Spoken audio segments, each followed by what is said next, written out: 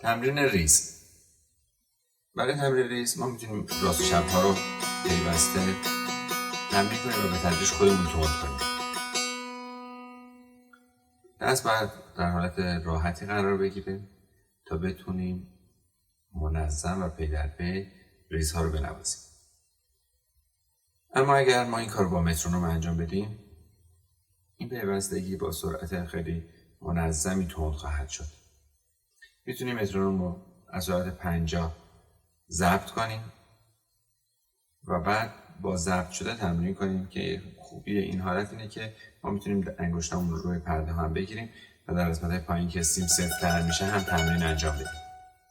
اما اگر این امکان نبود، مترونوم رو در یک دست میگیریم از سرعت 50 که برابر با هر سیاه هست و ما میتونیم داخلش 4 تا دلاشنگ بزنیم شروع کنیم و به تدریج این رو سرعتش رو ببریم بالا. 1 2 3 4 1 2 3 4 1 2 3 4.